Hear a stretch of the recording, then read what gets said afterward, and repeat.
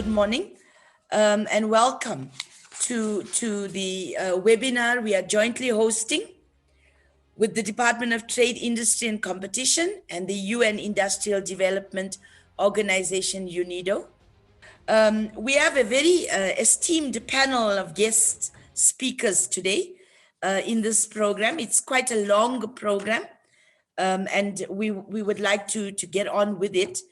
I want to start off by apologizing for the Director General, Advocate Joyce Mkateko Maluleka, who is she's experiencing some challenges with her voice.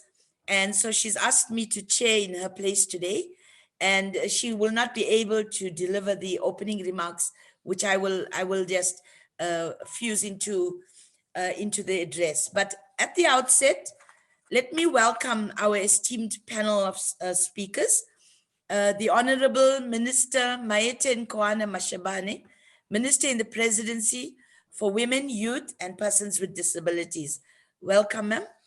The Honorable Ms. Nomalungelo Gina, Deputy Minister, Trade, Industry and Competition. Mr. Khaled El Makwat, the UN Representative for UNIDO, Southern African Regional Office. Welcome, sir.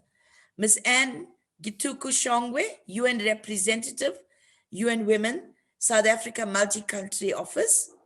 His Excellency, Dr. Rudiger Lotz from the German Embassy in South Africa.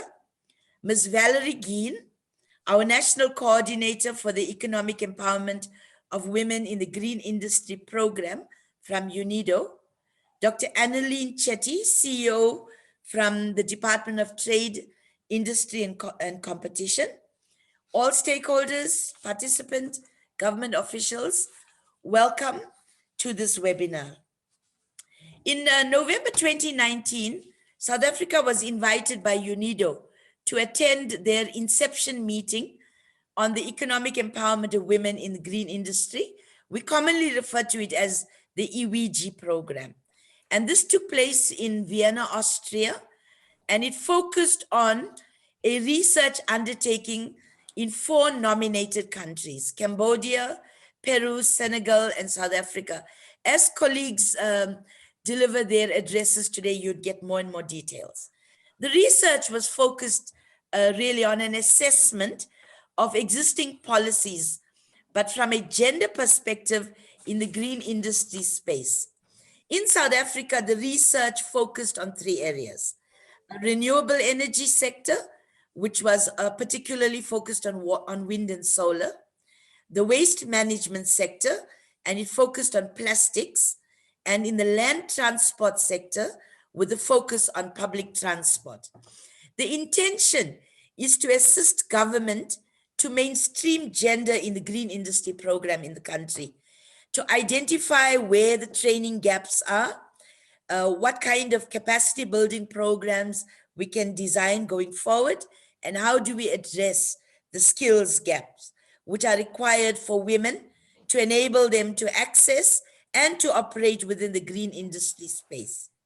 Now, in South Africa, the study was conducted in partnership with the Department of Women, Youth, Persons with Disabilities, the Department of Trade, Industry and Competition, the Department of Mineral Resources, the Department of Small Business Development, the Department of Forestry, Fisheries and the Environment, and relevant private sector and civil society organizations.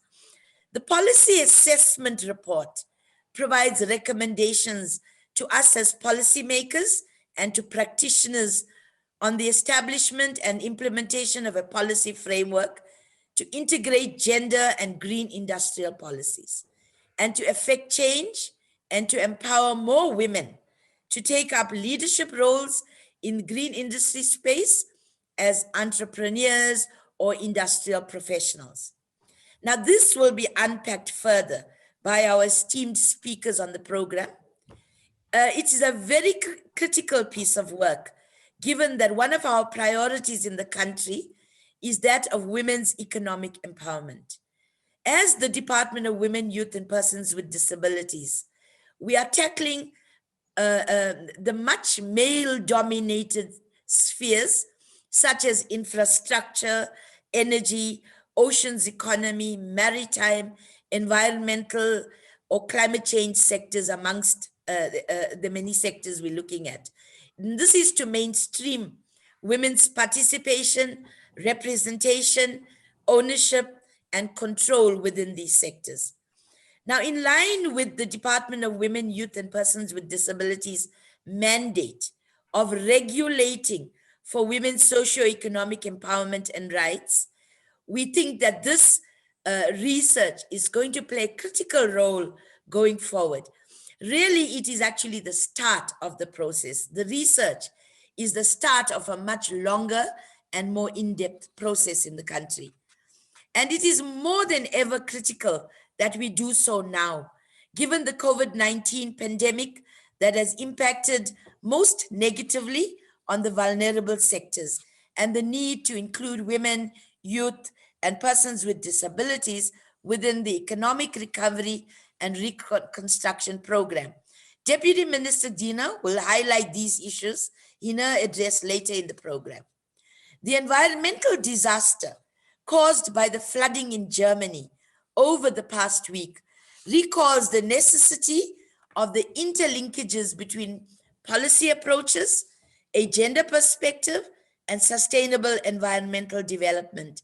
I'm sure His Excellency, Dr. Lotz, will share more of this in his address. Without taking up any further time, allow me to welcome all our VIP speakers and to thank them for availing themselves to participate in this webinar today. We look forward to their valuable inputs and guidance on how we can take forward this process in advancing women in the green industry and the green economy in South Africa. So, colleagues, without further ado, let me please begin by asking our partners to make some opening remarks. We'll start off with Mr. Khaled Al Makwat. He is the UN representative for UNIDO Southern Africa Regional Office, and we look forward to hearing his remarks. Mr. Khaled Al Makwat, thank you. Honorable Minister Maite Nkoana-Mashabane, Honorable Deputy Minister Nomalungelo Gina, Excellency Dr. Schaefer, Ambassador of Germany, esteemed guests and speakers, all protocol observed, ladies and gentlemen, good morning. It is my pleasure to welcome you on the occasion of the launch of the Policy Assessment Report, which has been a significant part of the economic empowerment of women in green industry. While UNIDO advocates the concept of inclusive sustainable industrial development, it was a natural progression for us to champion gender mainstreaming in green industry within our long-standing and successful collaboration with the Department of Trade, Industry and Competition. We highly appreciate the partnership with our sister agency, UN Women, and the contribution provided by our national partner to this initiative, namely the Department of Women, Youth and Persons with Disabilities. Special thanks and appreciation go to the federal government of Germany as a valued development partner for its financial support. The COVID-19 pandemic has not only had a devastating impact on lives and livelihoods, but has also exposed many other flaws in our society, including, amongst others, the vulnerability of women in the traditional economy. While it is acknowledged that South Africa has pledged support for gender equality in its constitution, legislation and national plans, this program has assisted government in identifying a number of gaps in their policies.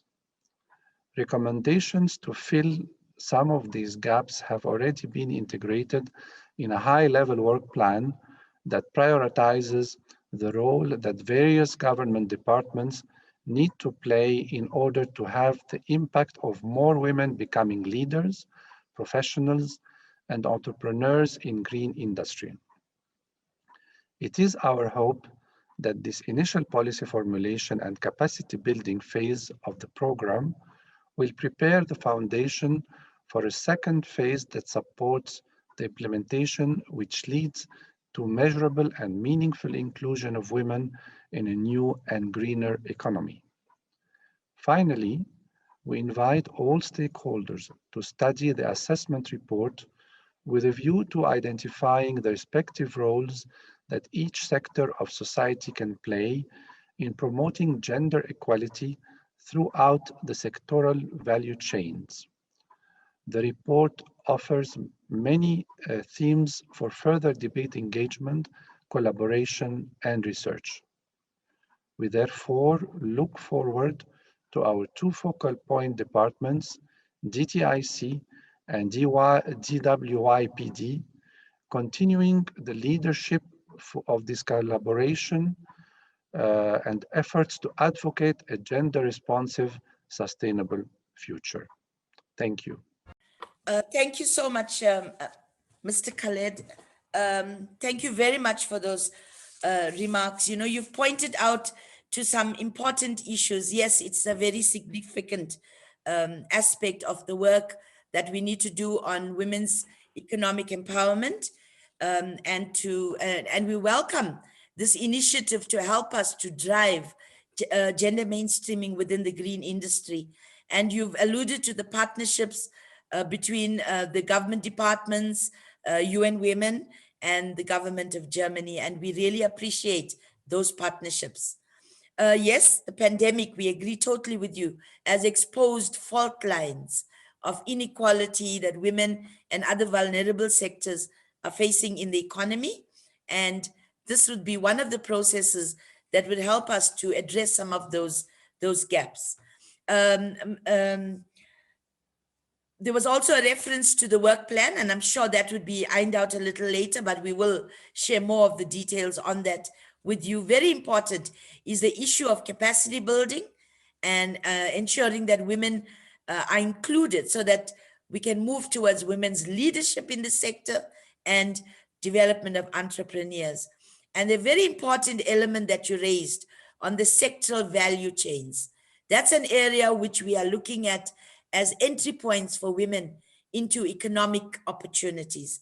So without further ado, let me now call in Ms. Anne Gituku Shongwe from UN Women Southern Africa Multicultural Country Office to give us her partner opening remarks. Ms. Anne, thank you. Thank you for the opportunity, and thank you to you, Ranji, as our program director. First, start by acknowledging my big sister, Minister Maite Nkoana-Mashabane. Minister, it is wonderful that we are working and holding hands in so many different areas as we seek to find gender equality really in our lifetime. It's generation equality, so we do it in all sectors wherever we can, doing our best to disrupt where we can. I also want to acknowledge the German Embassy, Your Excellency, Dr. Lotz, Charge d'Affaires. We have a great relationship with you on this work and other work, and so I just want to really acknowledge this partnership. And to my brother, Khalid, from UNIDO, wonderful. We've talked about this work for a long time, so I'm very happy that we've come to this place together. I also want to acknowledge DTIC, who are here as well, and I know that the Deputy Minister will be joining us later, so I also want to acknowledge the Deputy Minister and Valerie, who has been the coordinator, who has really worked hard to push this work. Speaking from the perspective of UN Women, I want to start by saying that, you know, our interest in working in this area is the very point I made to the Minister, that, you know, women are in so many different sectors. And if we're not deliberate and intentional about ensuring their engagement in that sector, then the chances are they would experience the same levels of discrimination and that they would in any other sector. This is a very special and very unique sector, and a sector where many, many women are very active. And I want to talk about how during COVID-19, you know, and I don't know how many of us in our streets saw some of the waste pickers who, you know, and initially it was only men, but I suddenly saw during COVID lockdown levels, the number of women who were joining the waste pickers, and that's just one sector. And I think if they don't have the kind of protection that they need, then we have the risk of excluding women from opportunities that are on the ground. So I want to really, we are a great partner in this industry, and it is a has huge potential to revolutionize women's economic power. We know, for instance, that in the sectors such as renewable energy, the green sectors such, in agriculture, different forms of clean energy, forestry, transport, waste management, water management, the opportunities are immense, and biodiversity. And these are areas that we have not been as deliberate about. And so we're excited that we have this opportunity. And I think that this policy assessment has been, sort of pointing some of these holes. But as any other sector, we want to talk about the kind of barriers to entry for women that we have to pay attention to. Very simple, lack of information. So many women don't even know that this is a big opportunity. It's just seen as, this is what we do. We collect waste, or we collect water because we need to feed our families. And yet at the core of this is huge opportunity. We were working in Sierra Leone some years ago, where women who had been carrying water on their backs in barrels, as usual, really not in unsustainable ways, UN Women began to engage with the sector and actually decided to build an industry around water bottling, right? And suddenly, thousands of women who had never, ever even thought about this as an industry of interest were able to enter this industry. But it only happened because we took the information to them. So we really have to find a way to make sure that information on the opportunities, the resources that are available, are taken to women where women are. So whether it's taking it to Umanyano meetings, taking it to different Stockfell meetings, to where women sit, this is what we need to do in terms of getting information to them, because that is a major barrier to entry for women in the economy. The lack of the usual issues of the lack of access to funding and financial services. Again, being able to construct bankable projects is one of the big areas that we have found in general. Women can prepare, but the structure of the financial markets, especially in our country here, and we're working very closely on innovative financing, is how to unlock financial products for women. Access to technology and how to make sure that women have access to the most appropriate technology is another one. And then also the incentives for the green industry and being able to draw women into this industry. So we need to go out and really greenify the gender equality space. And what we have seen is that there are huge economic benefits in terms of innovation and growth and increasing resilience. Biodiversity and linking that, for instance, to our climate smart agriculture work that we do. Many women in the agriculture sector don't understand the way to actually look at the loops in the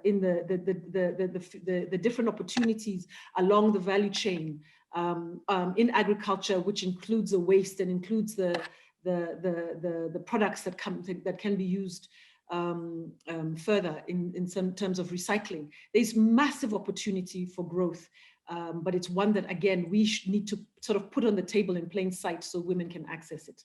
And then, of course, the environment and our climate smart agriculture is a very important example where we're working with women to help them to understand how to grow food, but do it in a way that is actually climate smart, and they're able to do that and grow greater resilience no matter what the climate conditions are.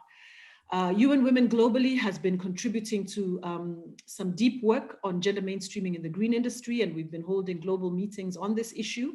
And we have global best practice on green innovation, and we actually have been working with countries such as Korea, China, Chile, Mexico, Colombia, all of whom have involved women significantly in work on the green innovations. And in those countries have been able to increase the contribution of women from what is the standard 10% and below to increasing it up to, above 15 to 16% across these countries. And so really we want to move from our very, very minimal contribution to the green innovation to start increasing it so that we can start reaching 20% at least. And 20% is even then minimal. And as I wrap up, there's huge potential in Africa in general to leapfrog green growth and find opportunities not just in the country, but also for sharing this across the African continent, which has been able to show the value, intense value of the green industry and green growth for women in particular. The generation equality that we had just completed, the forum, has commitments on innovation in technology, but also in the economic justice area. And the green industry has been pointed to specifically as one of the areas that has massive potential and for which we have not been active. So as we conclude, we need to really focus on making green sexy for women.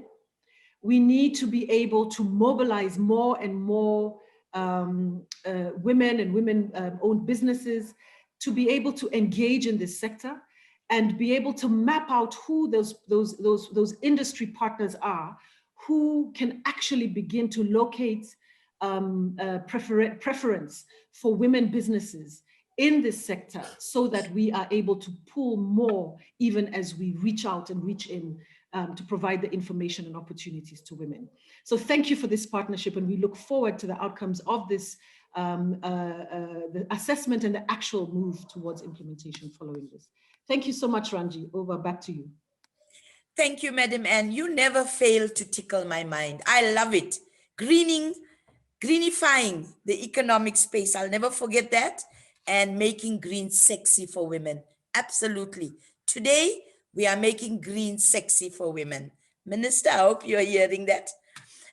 Thank you, Ma'am Anne. We always work together very closely as the department with UN Women in, as you pointed out, in the many sectors as possible. I also like the word you use, we disrupt where we can. That's very, very critical. One of the other issues that have come out very strongly are the barriers which we need to cross, lack of information, so we need to build on that. Access to technology for women, I think that's a critical element to take forward, and the incentives for the green industry. I think those are very critical areas to begin to work on. And then once again, you've also raised the issue of value chains. But one of the things that we must now look at, given that DTIC is here as well with the Deputy Minister, is how do we leverage on the African Free Trade Agreement and build on that in terms of the green industry. But also that South Africa is chairing the session next year at the CSW, the 66th session, and the theme is on an environment and climate change. So it's good that we started this kind of work now, and we can impact on what we are able to put at the UN next year. So thank you very much. Colleagues, if you have any comments that you would like to make, you are free to use the chat. We are going to pick up on questions and comments from the chat in a session later on and discuss those issues. So please feel free to do so. I'd like to now call upon His Excellency, Dr. Rüdiger Lotz from the German Embassy, which was a very important partnership in this whole process. So let me hand over to Dr. Rüdiger Lotz, His Excellency. Thank you very much, Program Director. Honorable Minister Nkoana-Mashabane, Honorable Deputy Minister Gina, Dr. Al-Mekwat, Dr. Gituku,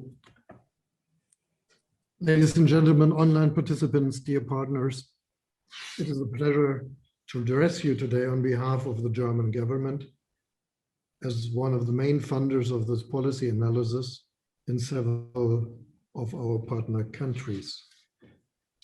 Ladies and gentlemen, studies show that companies with more women in leadership positions are demonstrably more profitable, that economic growth is higher in countries where more women have a job, and not only a job, where more women have more decision-making powers. Banks that have more women on their boards are more stable, and countries with well-educated women in the labor market have greater productivity and greater product diversity. Now, this is not surprising, as women bring different experience, different perspectives, and different ideas to the workplace. And Angituku just gave us some of the examples, but also examples of the challenges we still have to overcome. Global annual GDP could grow by at least 12 trillion US dollars, according to estimates, if women enjoyed equality in economic life. So women bring growth, women bring stability, women bring innovation. But in order to achieve these proven effects, policy matters. And that is one reason why Germany has supported UNIDO and UN Women in doing this policy analysis. Because together we want to build a world where women and girls everywhere can live without poverty, without discrimination, without violence. Now, sadly, the COVID-19 pandemic has now thrown us a little bit off track in our efforts to achieve this goal. Why is that? I think the pandemic and the measures to combat it have not only health consequences, they also have far-reaching social and also secondary social economic consequences. The pandemic challenges countries, it challenges the international community to both preserve the progress we have made and to overcome the consequences of structural discrimination with precarious access to services in many places. Socio-economic inequalities during the pandemic will be further exacerbated. Globally, but especially in low and middle income countries, women are more vulnerable to economic shocks brought by crises such as the coronavirus pandemic.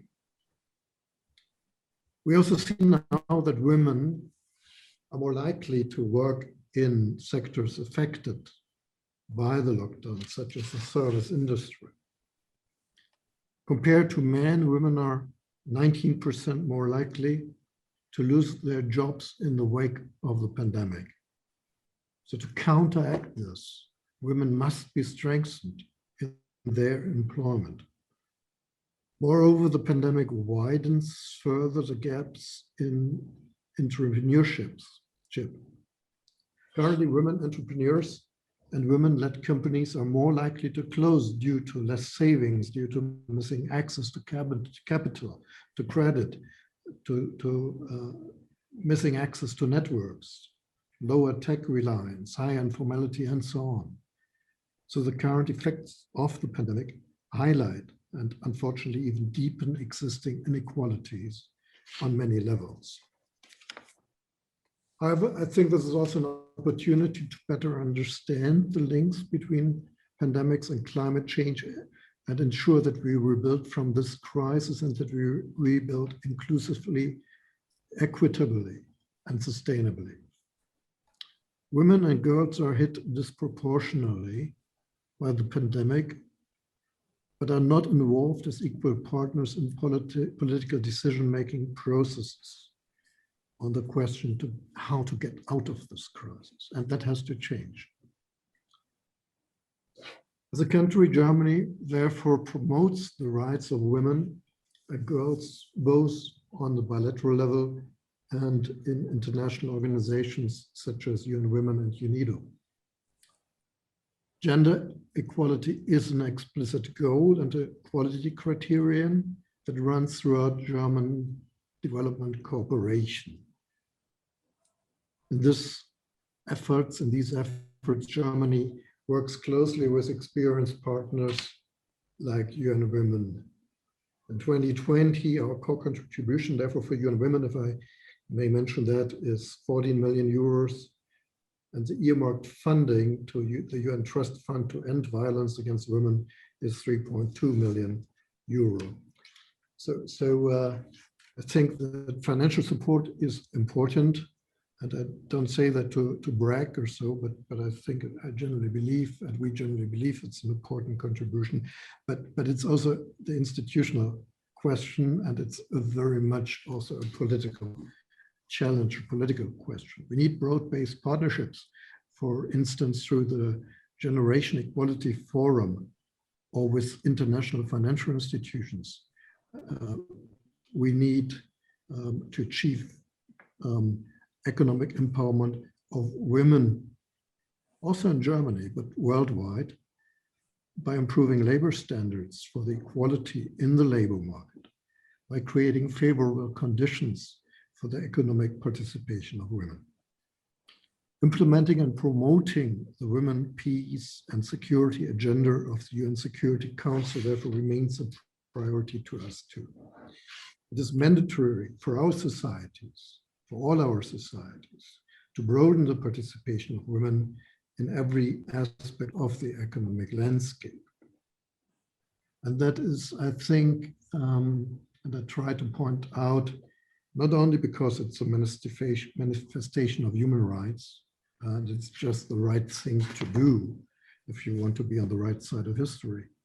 It is also a very good economic background. It's economically the smart thing to do. So for both aspects, we have to work to come forward and to push that process forward.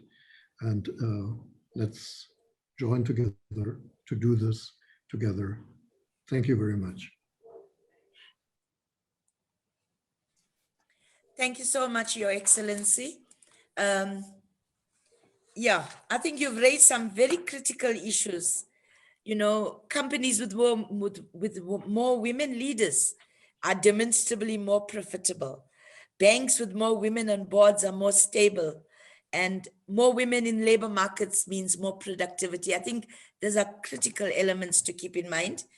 But I think the point that you raised on the global growth by 12 trillion US dollars, if women are in the economy, is such a critical point that we need to keep harping on in building and advancing women in the economy.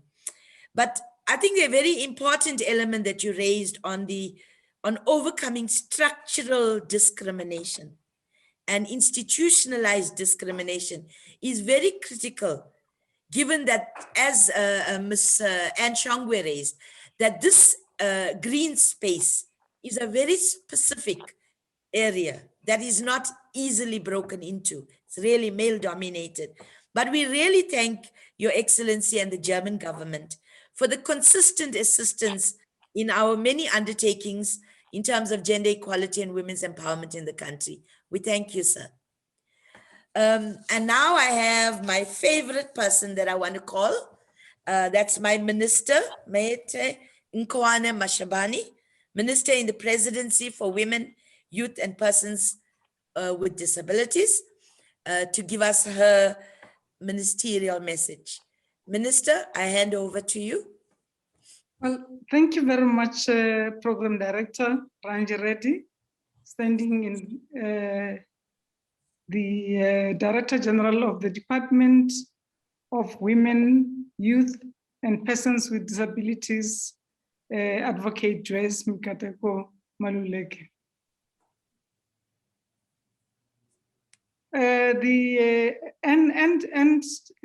Chituku Shongwe, our dear sister, spoke of disrupt, but she did not complete what she wanted to disrupt.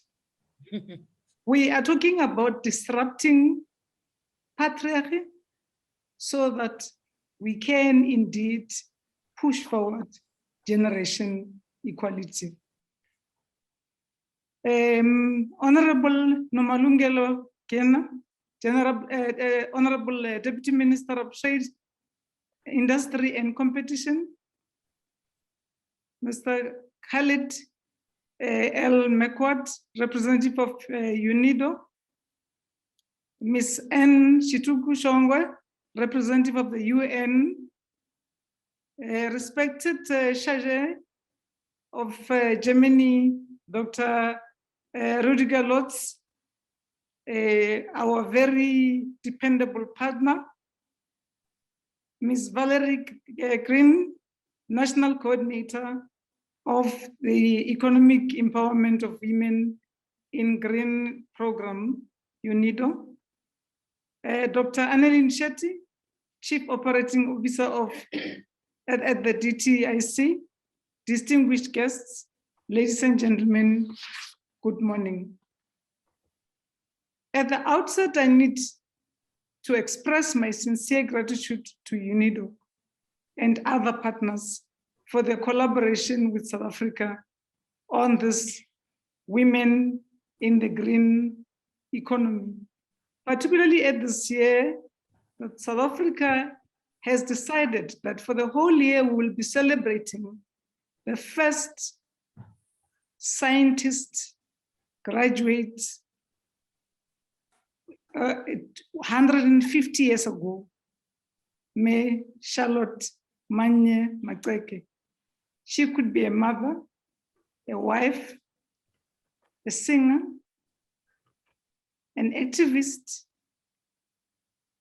and a professional, but above all, remembered her people every day. I want us to remember her with words that we repeat in every meeting. That she once said, people who want to work with or to uplift the downtrodden and the marginalized must live the spirit of self and work with the people or amongst their people. If they can, take a few up with them. Now, this greening women's economic empowerment, meaning to disrupt patriarchy, as we said, is a male-dominated area. If we can, if working together, we will indeed achieve generation equality. This work on the policy assessment has been undertaken with the department and the DTIC and other stakeholders, key stakeholders. I believe it is important contribution in advancing women's economic empowerment in the country. One of our priorities as a department is the inclusion of women into mainstream economic activities. The emphasis is not on women's employment only, but that on their participation, representation, ownership, and control within the economic space. Mayor Chitukushongwa has already said, if you want women, go where they are, because they always juggle balls. They have to look after families, but they also have to find livelihoods as they move on, despite the challenges of COVID-19. We are strongly focused on promoting women in different areas of economic opportunities, mainly those which we were previously considered male areas of work. Therefore, we welcome assessment on looking at women in the green economy. Investing in women is critical. Gender equality boosts the economy, as our partner from the German embassy had said, reduces poverty and increases the overall well-being of the population. It is highlighted globally that the gross domestic product could be increased by more than 25% by 2025 if women played the same role in the labor market as men. There is evidence that shows women are economically empowered. It decreases their vulnerability to gender-based violence. Sustainable development is at the forefront of development agenda. And with the current challenge, such as climate change and COVID-19, one of the major strategies for this form of development is through the concept of facilitating a green economy. A green economy improves the well-being of social equality while significantly reducing environmental risks and ecological scarcities. The absence of green economy would translate to degradation of natural resources and ecosystems, loss of biodiversity, and cases of increased poverty.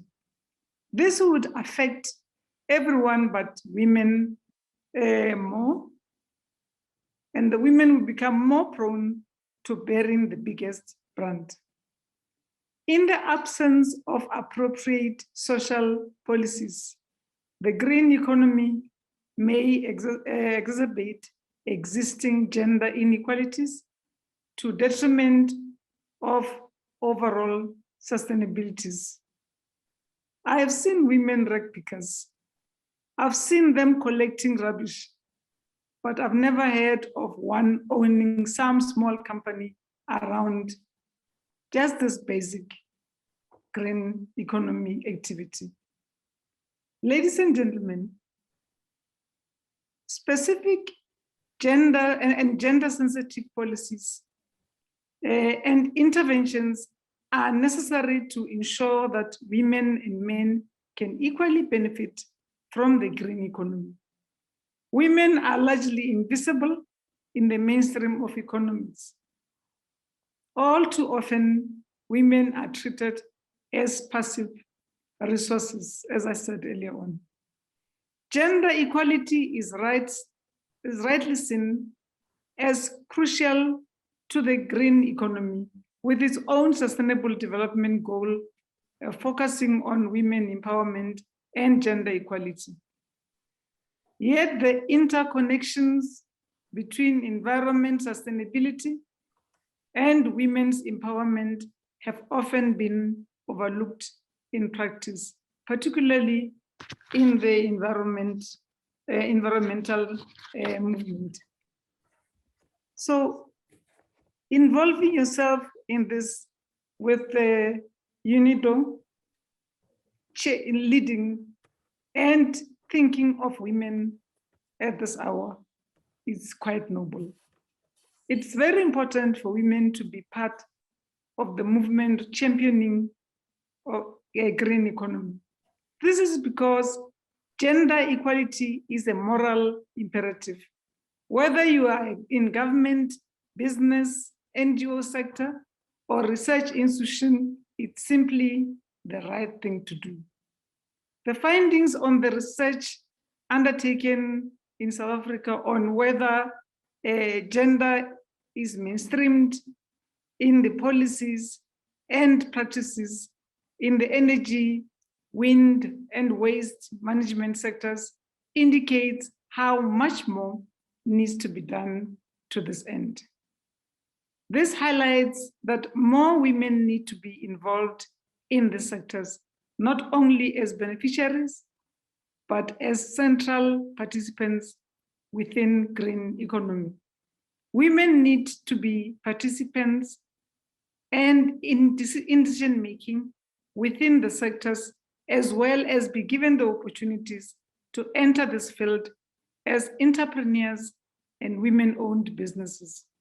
The opportunities in the green economy potentially hold for women's participation in green growth relating to green production of manufacturing processes, eliminating chemical inputs and hazardous conditions. Green consumerism create new business opportunities and markets. Micros, small, medium enterprises development. Female entrepreneurship, including new profession, product development, and use of green technology. Gender gaps extract high economic costs. They smell of patriarchy, as I said earlier on. They contribute to social inequalities and environmental degradation.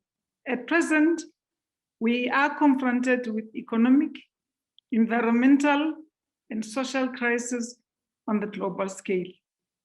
Yet women are relegated and have been relegated to taking part in the mainstream of the economy.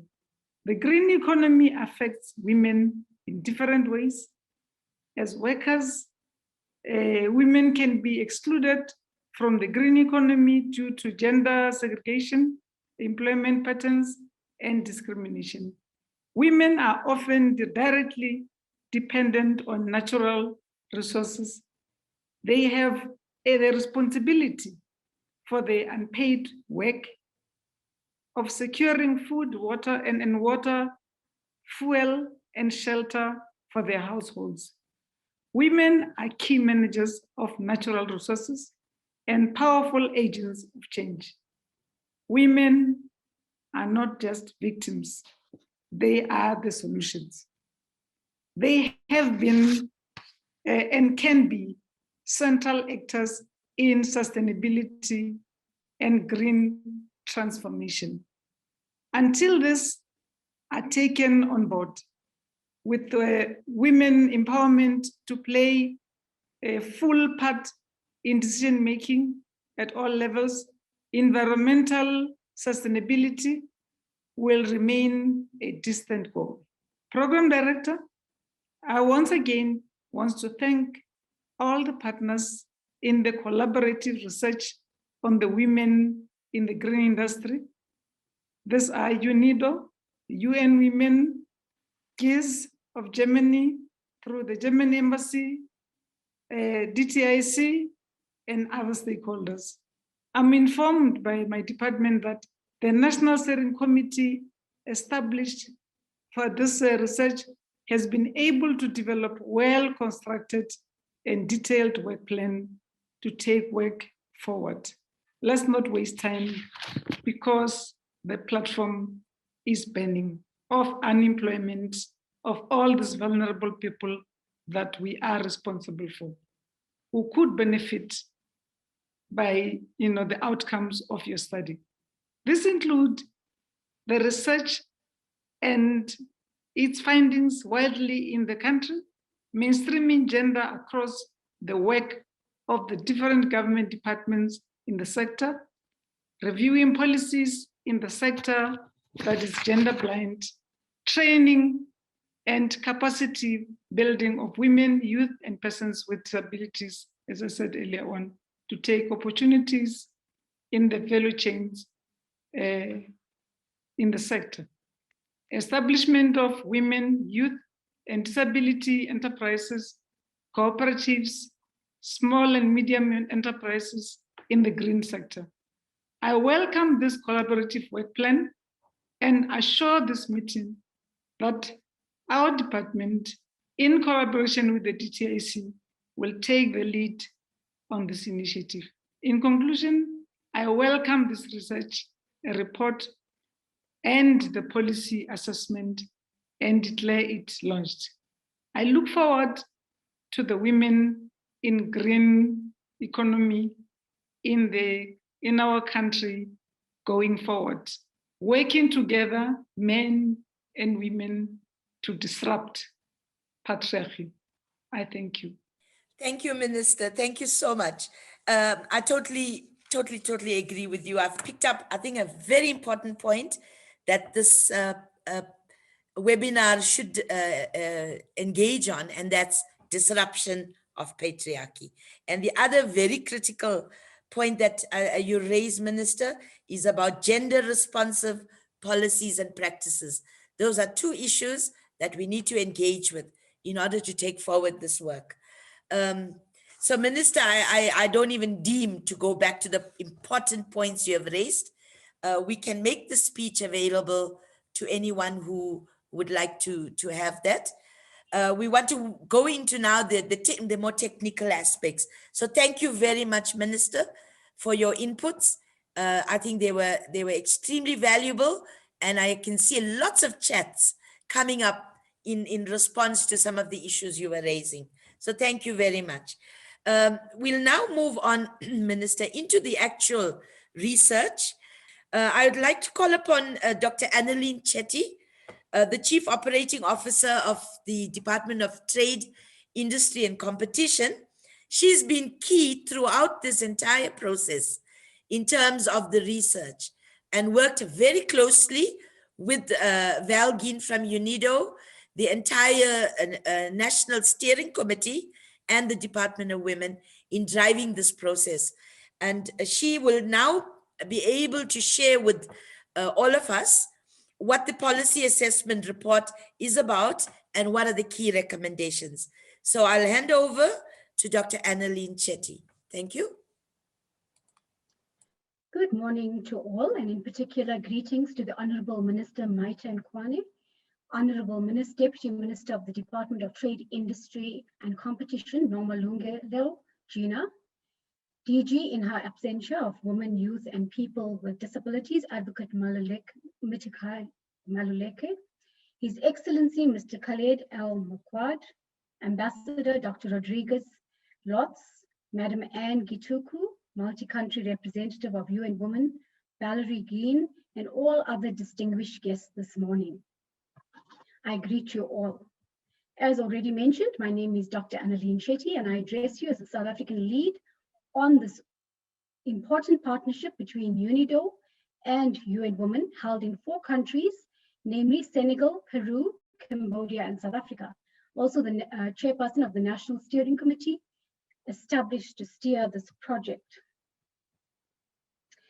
When I prepared this presentation, which was over a week ago, I thought, this would be lighthearted. This would be lighten the mood, and it was not intended to disrespect men. However, following the unrest in our country, which I cannot fail to mention last week, where I witnessed how the men in this country had come together to protect their families, properties, and communities selflessly, I cannot justify this comment. Rather, I believe that we need men in this country to join hands with us to create opportunities for women and together jointly knock down all obstacles and barriers that have been placed in our paths in the journey to true empowerment. Whilst we're at it, I'd like to take a moment to observe a moment of silence in honor of not the unrest that's happened, but in honor of the spirit of Ubuntu and the spirit of South Africa, the true South African spirit that has come together in the week that has gone by. And we really want to salute all of those that selflessly put themselves in the front line. That being said, this study was meant to assess the extent to which current policies in South Africa embraces the concept of gender mainstreaming and to determine the extent to which it is aligned. Given the climate crisis and the Intergovernmental Panel on Climate Change, which is warning that countries had in 2018 that we have 12 years to limit global warming to 1.5 degrees Celsius compared to the pre-industrial era. The transition to a green economy is a matter of urgency, and steps are required to fast-track both. Policy making and implementation, the move to the green economy has been hailed as an opportunity to correct existing structural problems that have led to the exclusion of women in the economy. This study builds a case for why there should be active steps to ensure the inclusion of women in a just transition to a green economy. This is to say, the shift to a green economy requires a gender-based approach to address structural failures that are part of the present economy. The question is, why is gender mainstreaming important in the green economy?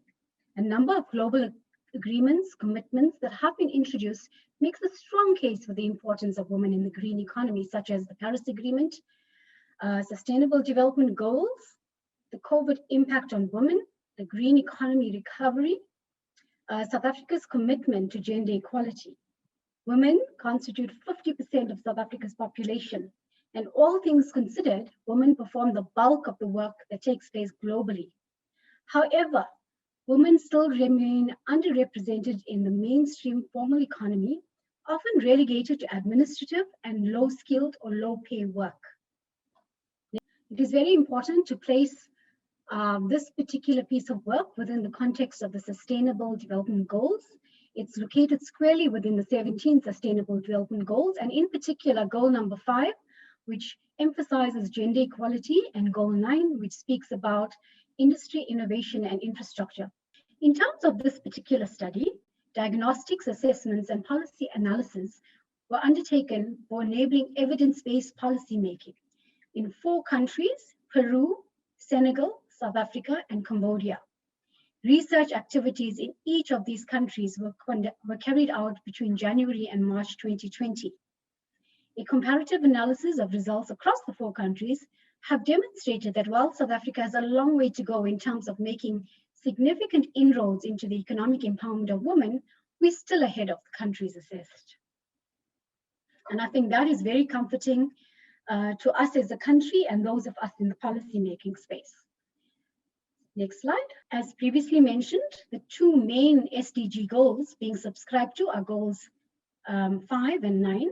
Countries are initiating a significant push to improve leadership and participation of women as entrepreneurs and industry professionals, and advance gender equality, as well as green industrialization in line with the Sustainable Development Goals. The most critical needs and gaps identified are to improve leadership and participation of women as entrepreneurs and/or industry professionals through strengthened integration of gender and green industry policies identified.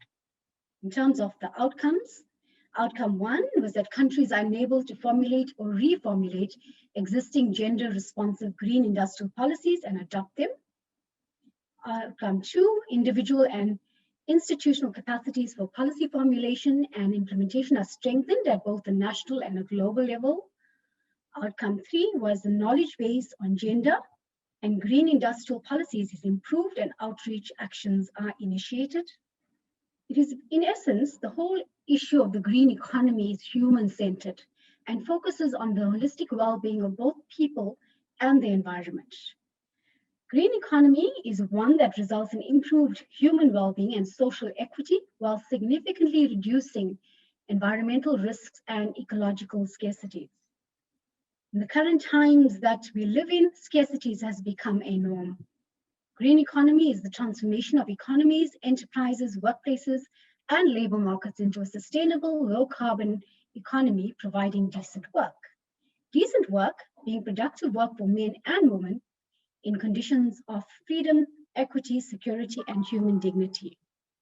The question is, what is the definition of empowerment? It is basically made up of 2 parts. The first one is the process which leads a woman to have both the ability to succeed and advance economically, and the power, secondly, the power to act on economic decisions.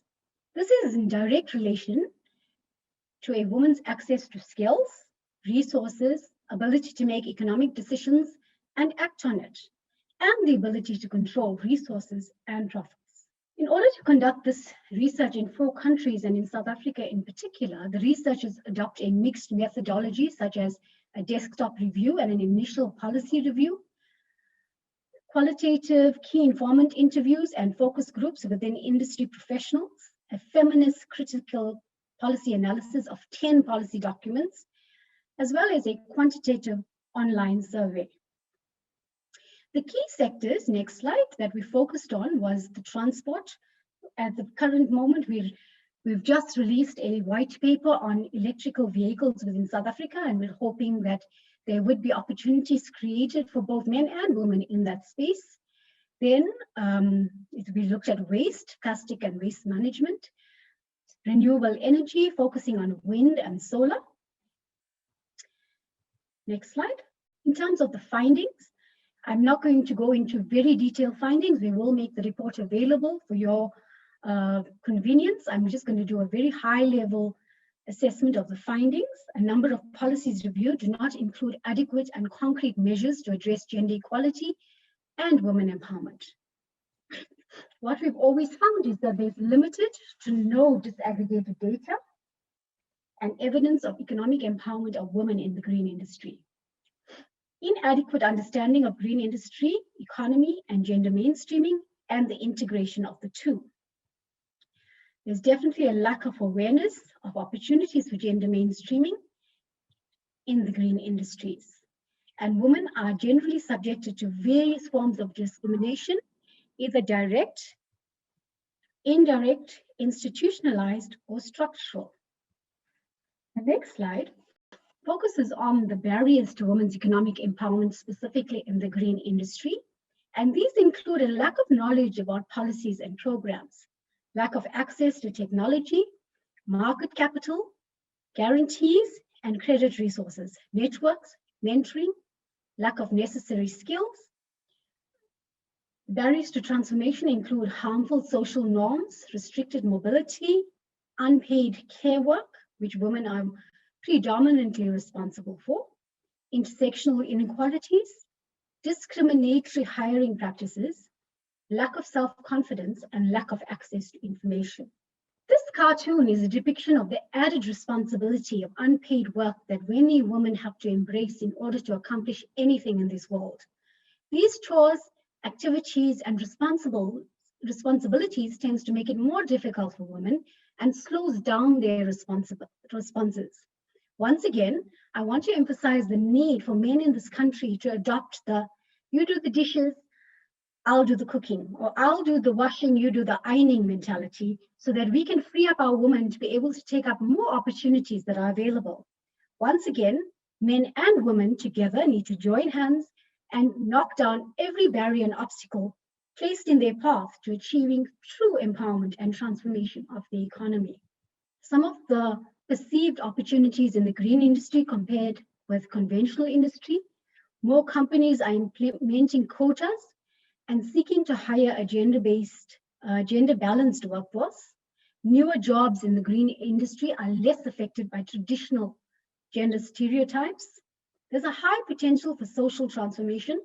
Example, more equal pay, greater support from families, less need to consult a man.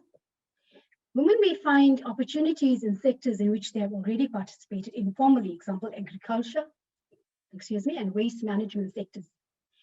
Innovation driven by a more conscientious consumer, often women, offers more opportunities for women. Women's interpersonal skills, communication, teamwork, and creative thinking are well suited to new opportunities. Some of the key policy recommendations in the next slide is to review policies to include language and plans that address the key factors underpinning the economic empowerment of women in green industry. Conduct gender analysis to ensure that the different needs of women are meaningfully included in programs and policies. Review and develop specific monetary and M&E frameworks that collect baseline disaggregated data with indicators for gender equality in the green industry. Conduct midterm evaluations that will help contextualize the progress of the policy. Use intersectional gender data to understand the multidimensional and unique social positions women occupy and identify equitable opportunities for diverse groups to succeed in green industry. In order to be able to integrate gender equality in the green industry, a transformation and systems approach was used to integrate people with the various integral elements of leadership, climate change, technology, resources, industry, and trade, collaboration, and education. Some of the strategies, I think I've already mentioned it and alluded to it, so let's move on to the next slide. There is a unique set of skills that women do bring to the sector. The way that women view the world is different. There's value in women working in the sector. We just need to create opportunities. This was one of our key scientists that was interviewed. Women's abilities to multitask And whilst the picture may look like an Indian goddess, it's just a normal woman multitasking in the normal course of duties. Women's abilities to multitask and handle several responsibilities at once, such as the family, the home, the business, the corporate environment, politics, certainly augurs well for them to be successful in any initiative they undertake. Our Honourable Minister has already alluded to the integrated work plan, and no policy or the assessment thereof is successful without a work plan. But we are pleased to advise that the work plan is a culmination of work driven by all departments and organizations that form part of the National Steering Committee, made up of UNIDO, UN Women, Department of Trade, Industry and Competition, Department of Women, Youth, People with Disabilities, Department of Science and Innovation, Department of Forestry, Fisheries and Environment, Department of Small Business Development, Department of Transport, and a number of organizations that are too many to mention. The work plan, you may go on to the next slide, is considered to be a consistent work in progress as we build on initiatives together and improve the level of coordination, which is the most critical gap currently amongst all departments to promote the multifaceted agenda of gender mainstreaming, transformation, as well as the green economy. In terms of next steps and developing the work plan, these are some of the areas. The work plan is quite a long document, and I chose to highlight some of the key interventions for your interest this morning. So it includes stakeholder mapping for awareness raising, communication and education opportunities in the green industry, within the private sector, provincial and local governments, women entrepreneurs and professionals in targeted sectors, as well as academia. I want to emphasize the capacity building, which is an important element of this program. UN Women is our partner, and if you register on their website, you'll see a number of free training courses available for you to be able to do in your spare time, as well as build your understanding in various sectors. They have so many programs and so many training opportunities available. I would encourage all of you to go and register and build your knowledge about not just the green economy, but literally every gender mainstreaming sector you can think of. The purpose of the plan would also be to conduct events such as this one. This is just the introductory webinar to launch the policy assessment. We plan on doing a number of webinars to increase the understanding of women in the green economy, as well as training courses to improve women's skills in terms of entrepreneurship and improving their access to various parts of the economy.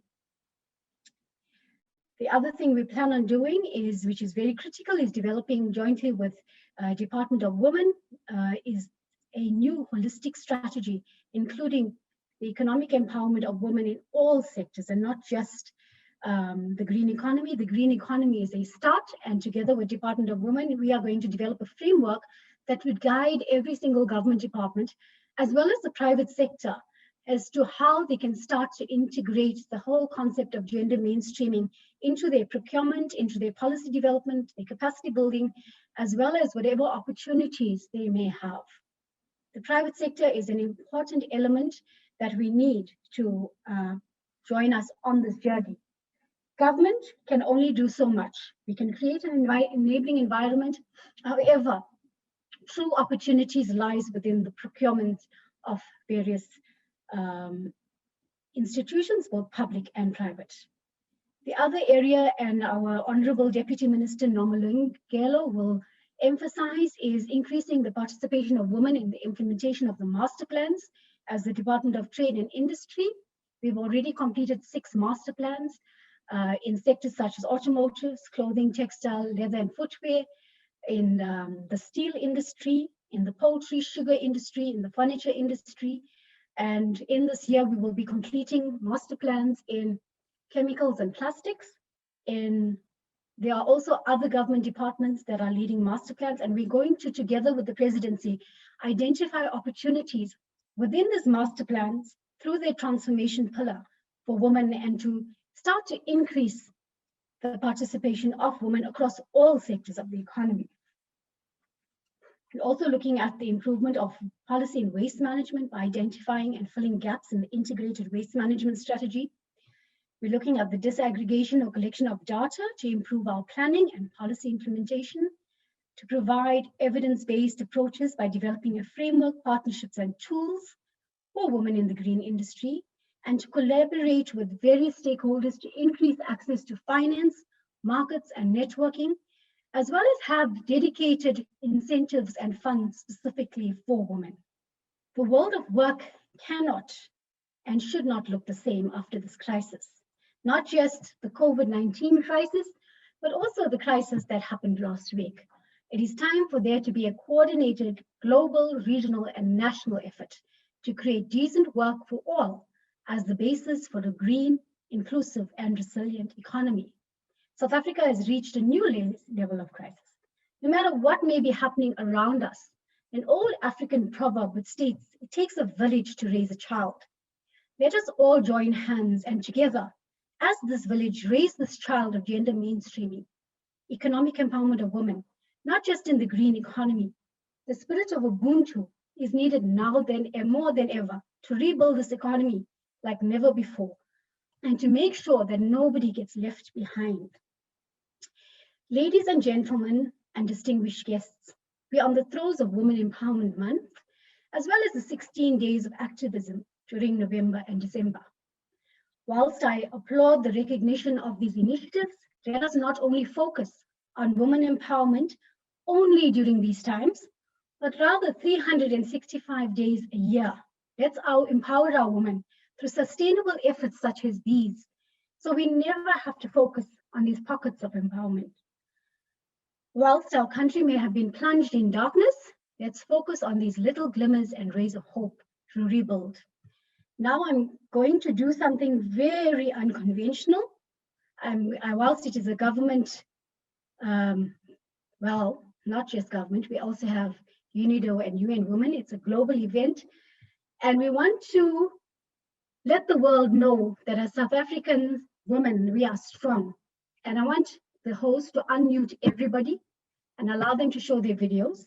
And we're going to repeat this phrase. This has been the phrase in South Africa that has strengthened us as women, that has led us as women, and has helped us to develop a mindset to be able to conquer and overcome any obstacle in our path. Watinta bafazi. Watinta bafazi. Watinta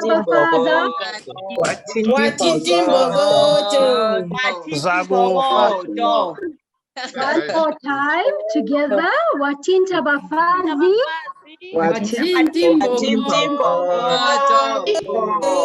Thank you so much, Annalene. Thank you very much.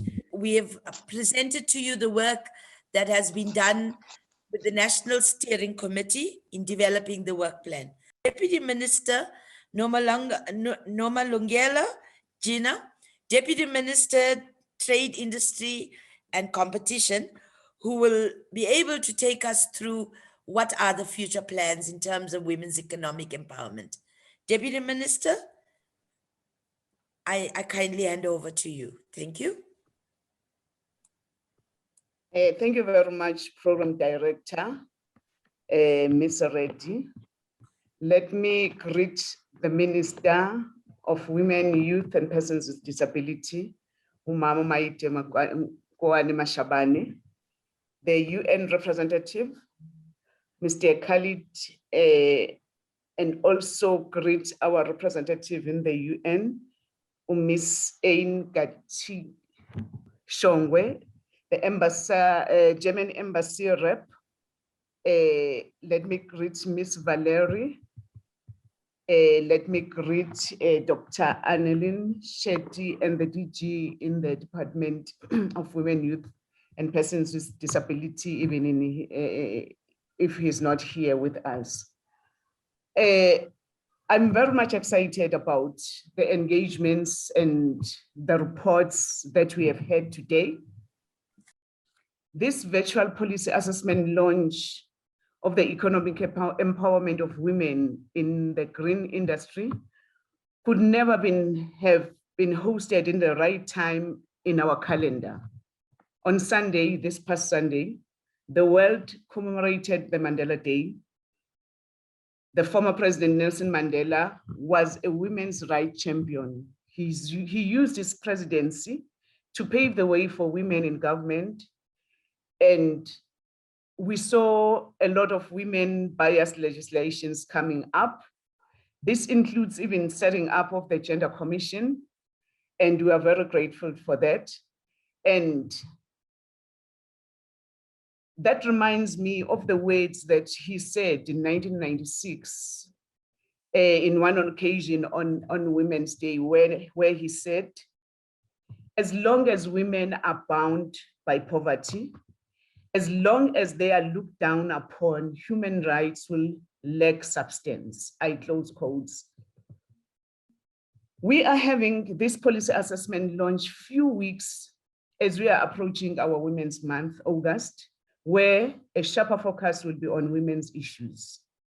The issues that have surfaced here today ought to be carried through by all stakeholders.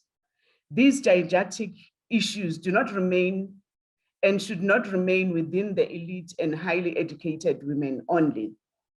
Entrances of women entrepreneurs to this new space of green energy and just transition must be widened and be spoken in many simplest languages beyond boardrooms so that we take along as many women as we can in this direction. And by so doing, I really think we'll be even borrowing from the words by Mama Klege when she says, wherever you go, make sure that you come up, and we lift up a lot of women to come up with you. And I think Miss N has spoken well on this, as to say, really, this needs to reach as many women as we can in whatever corner that we have, so that women understand and know exactly what is it that we are launching today. As South Africa, we are excited and welcome the empowerment of women in green industry policy assessment report as an important step towards developing an informed, coherent and coordinated policy and implementation framework. The data collected on opportunities, constraints, and possible measures to increase women's leadership and participation in green industry and green entrepreneurship in South Africa is critical. It will prove invaluable in charting the way forward and provide an evidence base to enable a national dialogue on how to formulate and reformulate existing gender response green industrial policy, adopt and implement them.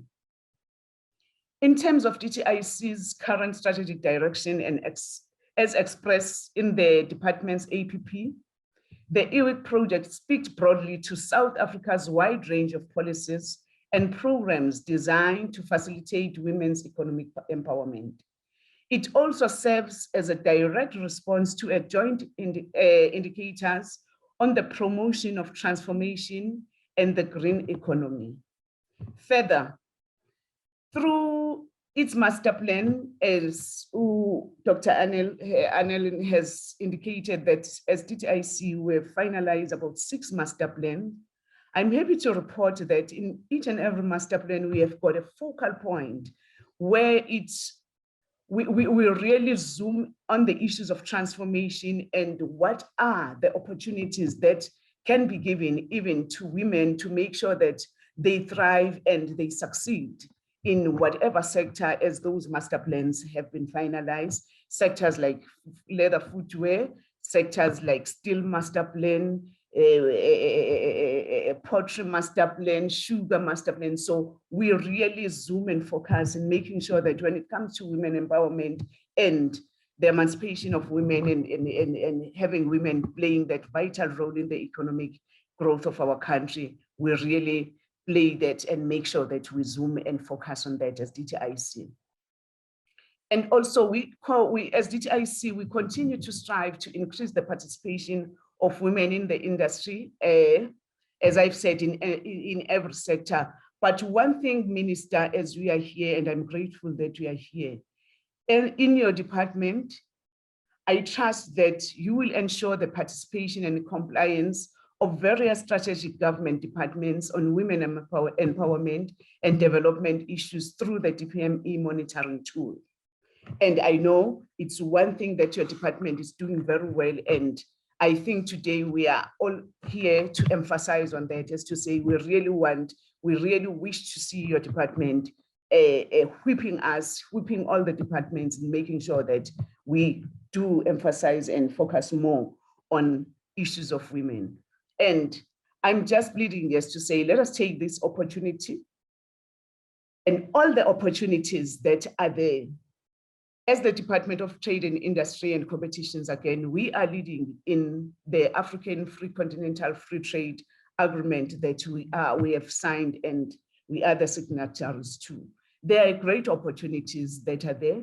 Through this report that you are getting here today, let us make sure that we take those opportunities up and we make sure that we lead in the continent in making sure that we make our continent green, and South Africa, through such research reports, it's our opportunities to make sure that we take up the space and have our women leading in such a space. Again, looking at the stage that we are in, the lessons that we have learned through the COVID-19, through the disruptions that we have had recently, again, they open up so many opportunities where as women, as long as we hold each other up and make sure that we grab these opportunities, there are a lot of opportunities where we can get in as women to say, how do we close up the gaps that have been open, and so many lessons that we have learned through these difficult times that we have been through. Again, it's a lot of opportunities that our women can take up. In this context, again, I want to take the opportunity to thank you, Minister for Women, Youth, and Persons with Disability in the Presidency, for your powerful address today. Just by your presence in this policy assessment launch, you have demonstrated the seriousness of government, of how government takes the women empowerment agenda in this country. I have no doubt that the technical team took serious consideration in the main thrust contained in your speech, Minister. It has been a great moment for many of us as attendees today in this virtual launch of this policy assessment in the economic empowerment for women in the green industry, listening to the speeches from you, Minister, all our United Nations representatives' addresses and German representative. Indeed, we have emerged wiser and enriched in terms of the policy perspective on women empowerment in green economy. Our gratitude goes to the UN representative for women, Ms. Ituku, for honoring this occasion, thereby giving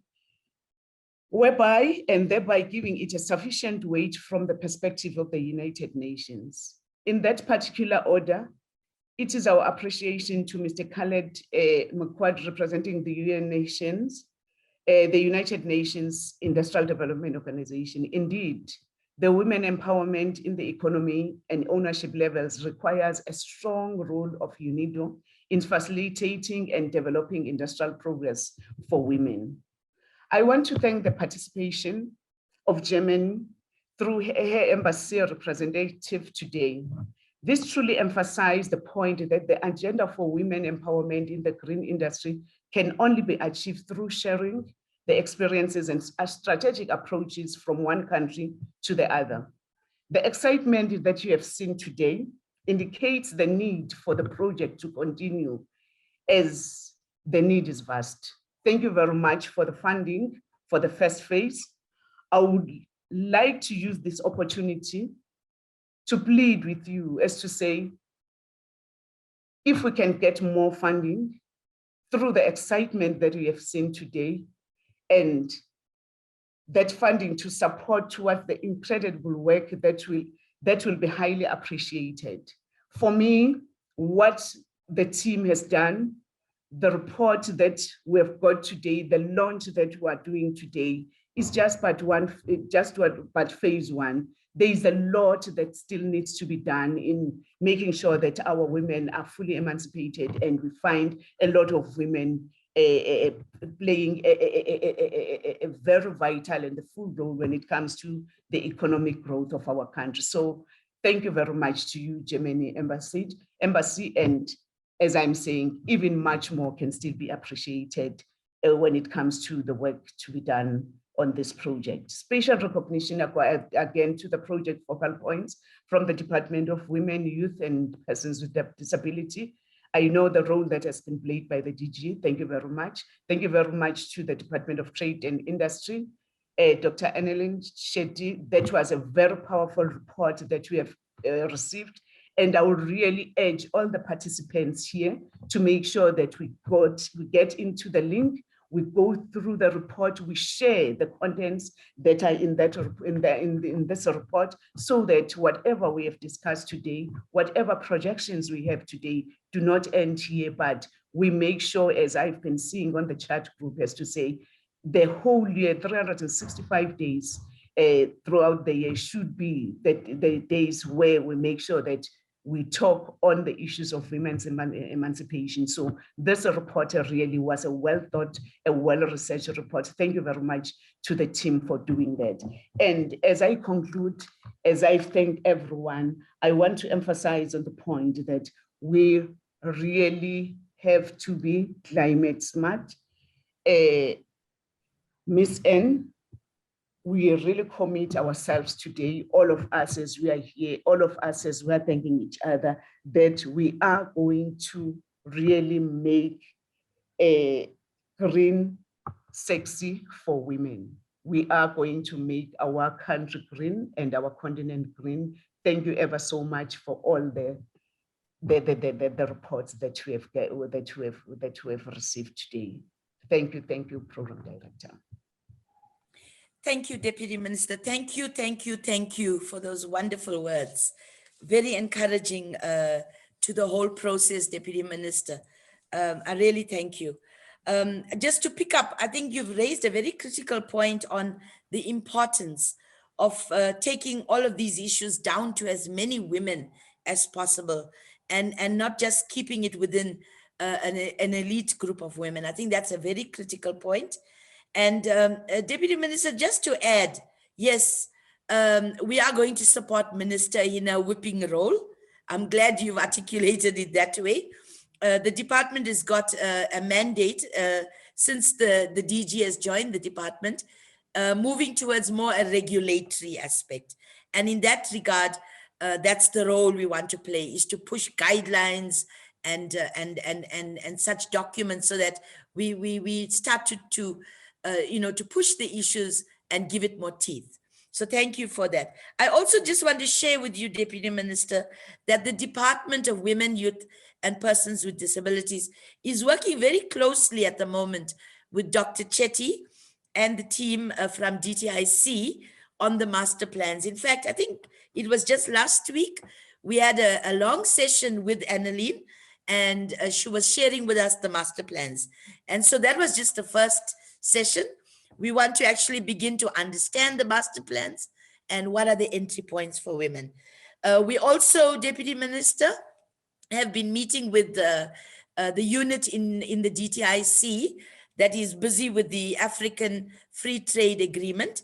And we've already had one meeting with them, and they are very keen on working with us on mainstreaming gender, youth and disability issues within the national plan, implementation plan for the AFCFTA. So that's work in progress. And the third issue I want to raise, Deputy Minister, is that we've been invited as a department, and we've already been participating in the working group 5 on the offshore oil and gas master plan. And I myself, together with other colleagues from the economic unit in the department, are engaged in working with that. So you can see, Deputy Minister, we are entering fields previously male dominated, and we're trying to make the breakthrough. So thank you once again. To move on with the program, now comes a very interesting part, the more interactive session. That session is going to be facilitated by the person who drove this whole program with us as government, coming from UNIDO, Ms. Val Geen, who is the National Coordinator on the EEWiGI program from UNIDO. She will now facilitate the moderated discussion, and she will also then close the session. So from me as Program Director, Ranji Reddy, I thank all of you participants for the informative presentations. And I would like to now hand over to Ms. Velgin. I sign out. Thank you very much. Ms. Vel? Thank you very much, Ranji. And I'm going to opt out and say all protocols observed so that I don't take up too much time. But needless to say, I'd like to thank our Minister, Deputy Minister, all our distinguished guests and speakers. And I want to introduce to you a panel of ladies, women, that I think are very important players in the field. And I think apart from the reports, what we haven't mentioned perhaps enough is the other work that we've done around the report. And so we've selected some of the beneficiaries or other participants who've played behind the scenes to produce the report, but also to help us to implement the work that we have put into the report. Someone that is extremely important to me in terms of this project is our Chief Technical Officer. She is based in Madrid, and she has coordinated all 4 countries. And we thought it would be useful because a question I think that all of us want to know is how are we faring? And do we have similar challenges as other countries? So I would like to call amongst my 4 guests, I'd like to call upon Ms. Eliana Gutierrez Amor, who's the Chief Technical Officer and who has done a lot of work to support us in implementing the work that we've done here in South Africa, and also, as I said, to coordinate all the work of the different countries. And so I'm handing over to her, and then I will introduce you to the rest of our guests. Thank you. Eliana? I'm really, really glad to be here, very excited to see how many people have turned up. I really appreciate all the work that's been done in South Africa and how interested you are in this area. So I don't want to take too much time. I wanted to explain that we not only created a report for South Africa, but we also created a report for all the other countries, and then decided to do a synthesis report, which you can also find in the UNIDO website. And my idea here was to kind of share a little bit about this report, this kind of synthesis report, and what we found out. Let me see if I can share my screen. Okay, so I don't want to repeat what Annelise said, so I'm going to go fast on the general things, but we already said we covered Peru, Senegal, South Africa, and Cambodia. And this is a little bit of to show you how they all stand against each other. So amongst the 4, as you can see, the gender gap score, which is a source from the World Economic Forum, all countries are very, very similar. South Africa was a little bit ahead on a lot of things in terms of global gender gap score, educational attainment, health and survival. But as you can see, in general, they were very, very similar. We spoke with 361 persons in the 4 countries, and you can see here the size sample per instrument. We also talked to, within those 361, 103 women entrepreneurs between conventional and green industry. And these are all the sectors, so I'm not going to go through them, but you can see South Africa, as Annelise said, focused on transport, waste, and renewable energy. Energy was also looked at in Cambodia and in Senegal, whereas in Peru, they looked more at textiles, agri-food, and waste management. So you can see in general here a kind of a nice idea of what all the things that we focused on. Without, again, wanting to repeat, we saw in all the countries, and there really wasn't one country that stood out. It was interestingly very similar everywhere. We saw that when we looked at all the policies, so we looked at 10 policies per country. When I talk about policies, programs, and strategies, we found that there is room to enhance measures to actually address gender equality and the empowerment of women. We found that although most policies did include women somehow, they actually didn't include concrete measures to increase gender equality. We also found that not only a few actually referenced women or even gender in their conclusions. And we also found in all of them that although there were some good implementation plans, often there wasn't really scope for gender responsiveness. When we looked at the quantitative and qualitative data, the findings were, again, very similar across the board. Very limited understanding and evidence of women empowerment in the green industry, very little data about it. We still saw a lot of gender equality, even if it's a new industry. And the fact that women are overrepresented in less secure jobs that we already know. And again, a lot of discrimination in several forms. I'd like to share with you these quotes because I think it brings the whole research to life. There's the one participant in Peru who told us, you know, I often miss out on networking opportunities, especially at night, because I am not invited to go out with the boys after work, or because I have to go home with my children. And that's where business relationships are consolidated. I'm sure that all of you can understand and feel maybe this has happened to you as well. I'm not going to go through this in detail, but I wanted to show you what the general gaps were in each country. So here you got the countries that reported the gaps. So when we looked at a lack of clarity on green industry and business and gender, we actually found this issue in all the countries. As green industry has not been defined properly, a lot of people don't understand what we mean by green industry. Women don't know if they're actually working in green industry.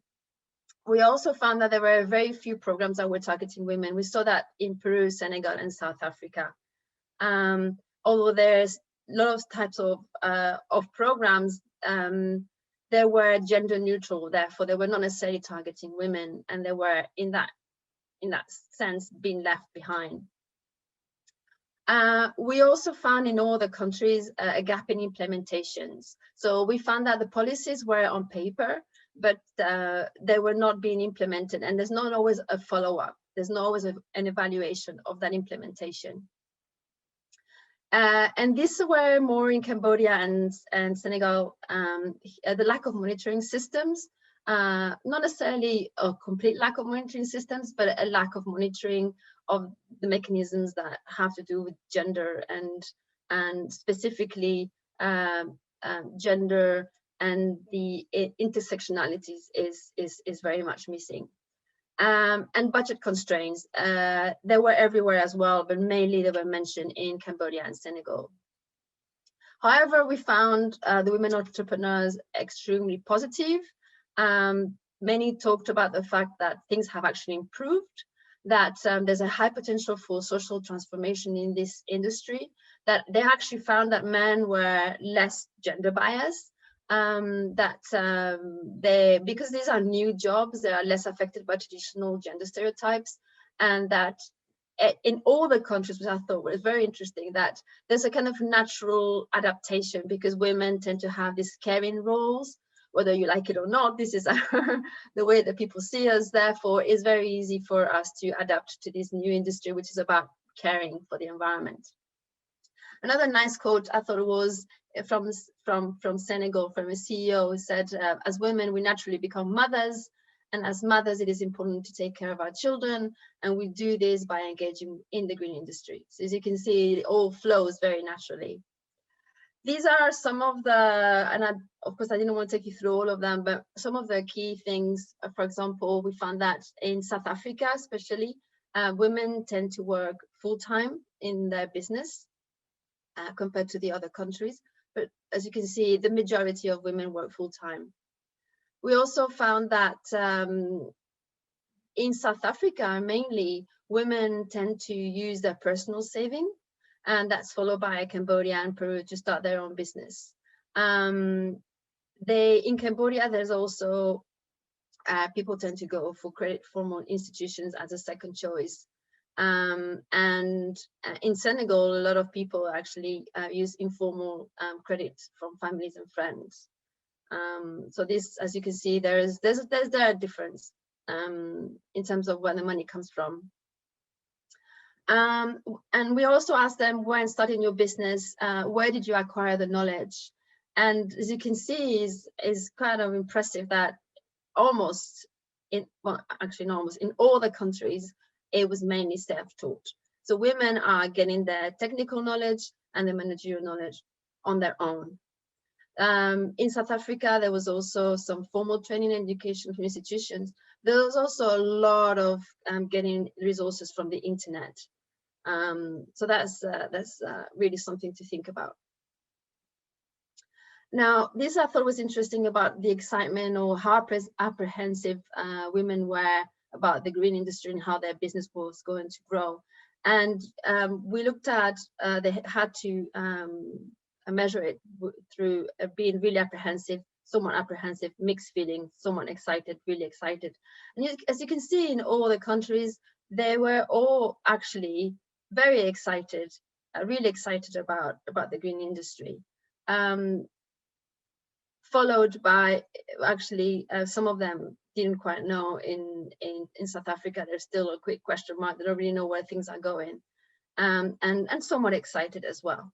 So in general, as you can see, there isn't a huge difference between them. That we saw, particularly in Cambodia, people seem to be quite positive, just like in the others, and in Peru. In green industries, you need collaboration more than competition, empathy more than individualism, and a long-term focus on the common good rather than short-term attention to profitability. Women are better in all those things, which is interesting because these are perceptions, right? These are perceptions of what people think, what the attitude is towards green industry and women. So maybe here we are lucky, we've already won a battle. This is a quote from South Africa where this vice chair and regional project manager was saying, "I'm seeing a lot of women who are interested, willing to learn and willing to have careers in green industry space. I think the reason is that everyone wants to have a sense of having made a contribution. Most women inherently want to do just that. They want to contribute to the growth of the economy and the solutions to the energy issues in our country." So it's all very interesting. There's a lot of positive attitude towards women in the green industry, as we fit very well in this space.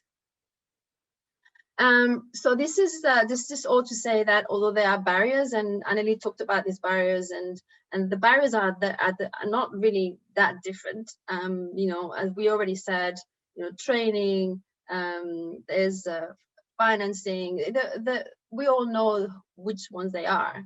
In this green industry space, we have that edge. Women fit in. We fit in, and therefore we have to use this opportunity to ensure that when then we develop those policies, we don't leave these well-fitted people behind. I wanted to kind of end a little bit putting things into perspective, and the fact that with this COVID-19 that we're going through, this is actually a real opportunity for us to make a difference and to rebuild in a way that is more inclusive. We know that women are currently disproportionately affected with COVID, that the great impact of women in all through the value chains, that this COVID is actually accentuated by the an equal division of care and household responsibilities. We've all felt it. So we don't want to jeopardize the progress that we've made. And we do have, right now, we can grab this opportunity to being really transformative changes. We just need to remember women. We need to remember that we are different, that not all women are the same. We need to know, we need to know more, we need to gather more information, because this is the key. And you've heard it before, if you don't have the data, if you don't know about women, it's as if we weren't there. So unless we all make a point of reminding our colleagues, reminding our ministries that we need to dig further and understand where women are at, and all types of different women, where are they at? We cannot develop policies that are adequate to everybody. And the green industry is new, is innovative, and is growing. So it would be a real shame if women miss this boat. So I wanted to leave it there, and thank you so much, Val, for inviting me. Sorry, I hope you heard me now. Yeah, so I was saying that because we've run out of time, I look forward to opportunities for us to engage in more detail on some of the themes that we've raised.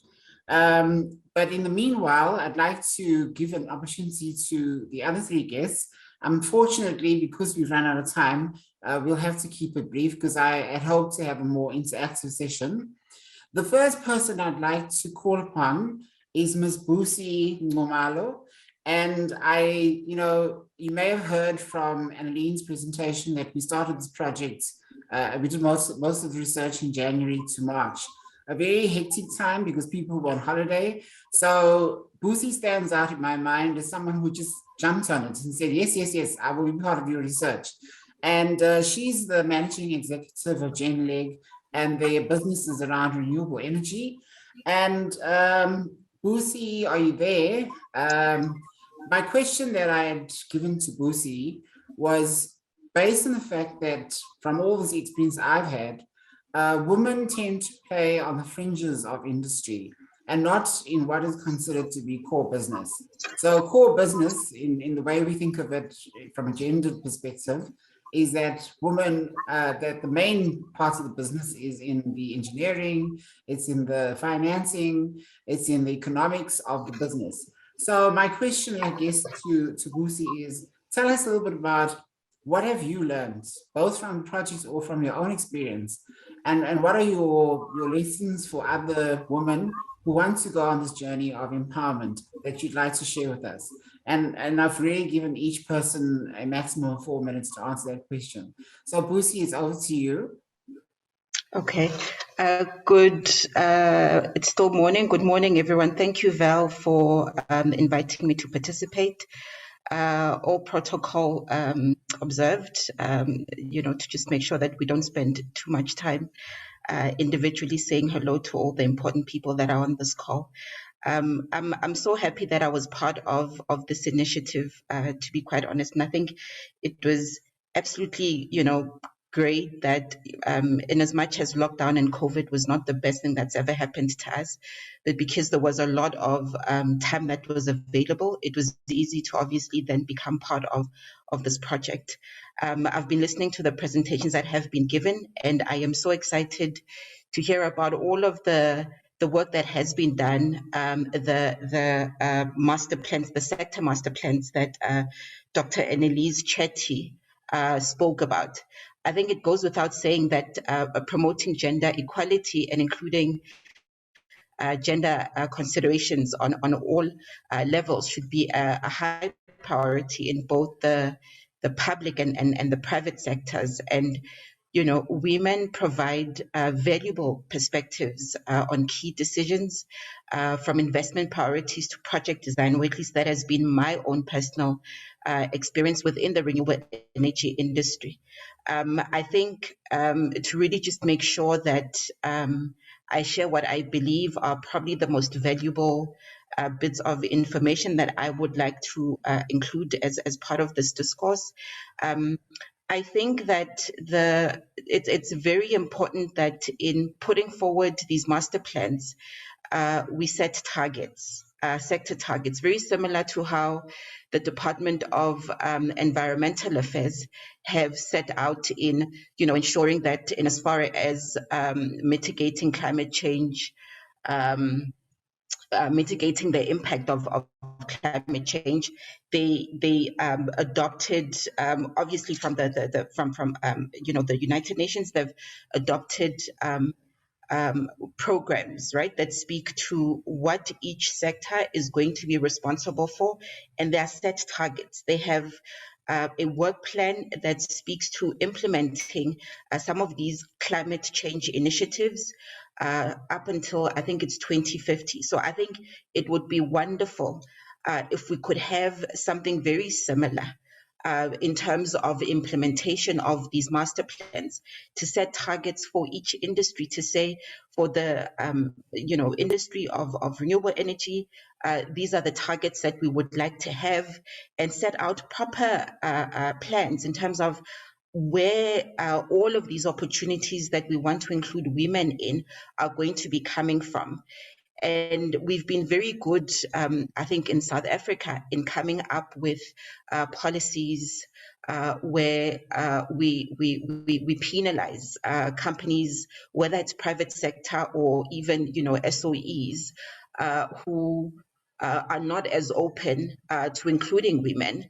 I think it's high time that we actually, sweetened the deal by providing incentives specifically for private sector, to really just make sure that we get as much participation as possible, we get as many people as possible, as many companies as possible, excited about including women, women business owners, or even if it's women professionals. The second note that I wanted to mention was that it's important that we look into prioritizing global and regional networks of women. I think it's high time that we took leadership as women in creating opportunities, whether it's to partner with women within the region or globally, creating, if there are opportunities, I'll make an example. Say there's an opportunity in South Africa where, in energy efficiency, and we unfortunately don't have the required technology. It should be easy for me as an entrepreneur in this space to connect with a woman-owned company that is based in Germany, for instance, who I can then partner with to really just make sure that all of these opportunities that we know are there, that we're able to really just make the most of them. So I would like to really just put forward a challenge. I know that the minister is still with us, to really just say, Minister, how wonderful would it be if we as South Africa championed some kind of platform where we would be able to bring together women entrepreneurs within the space that I'm in, or even in other spaces, where it will be easy for me to connect with a woman that is based in Cambodia, that is within the renewable energy space, who has technology or who has some kind of resources that we would then be able to either grow their business or grow my business. And I think in, putting together these plans that we would then implement in the different sectors, I think championing that kind of platform would be an amazing initiative. And imagine if it really just became something that is championed by South Africa. Val, I think in the interest of time, those for me are the two most important nuggets that I really just wanted to share with everyone that is part of this call. Again, thank you very much for the opportunity, and kudos to everyone that has been involved in this project. And I am so excited to see what comes of it. Thank you. Thank you so much, Busi. But with no waste of further time, I'd like to call on Ilse Barron, who's the Director of Green Industries.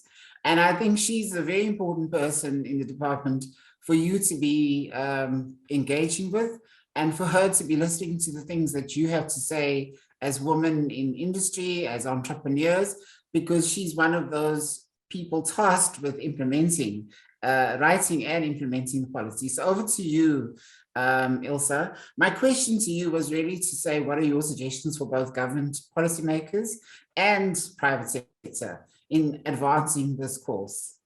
Just say, Val, thanks for the opportunity. And I've actually been watching the chat carefully. And one person I'd like to just quickly answer before I go on, which is Lorraine Jenks, on her question on oil and gas. And I'm not sure who the we is in the question, but Lorraine, if you'd like to chat about that afterwards, I can address the issue from a green hydrogen perspective from green industry. So just that quick note. As to the question I was asked, public policy and private sector participants is really a message for decision makers. And I think, to be very brief, as we are losing our participants rapidly, there's only one thing I'd like to say, which is the triple bottom line. To work on changing the way that we make decisions. Historically, the way that business operated in terms of serving their financial bottom line only, that decision making has gotten us to where we are today. And if we continue with that same narrow short-termism, we're not going to make the gains that we need to make in order to halt environmental degradation and improve empowerment for women and other marginalized groups. So the triple bottom line theory, those who have attended the training will know,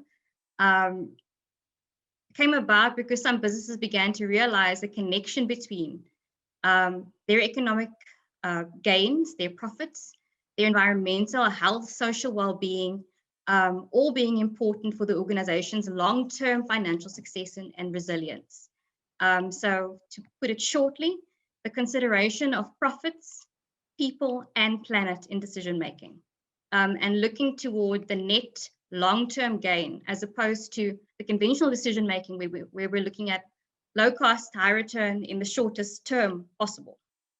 And I think we've already seen what's happened with that kind of decision-making in terms of extractive industries and mining, and to some extent agriculture. Mining is definitely feeling the pressure of dwindling mineral deposits that require more and more expensive extraction. Agriculture is dealing with extreme weather, particularly droughts and increases in pestilence. And those are all driven by rising atmospheric temperatures. And they're all being faced with the need now to adopt more sustainable practices.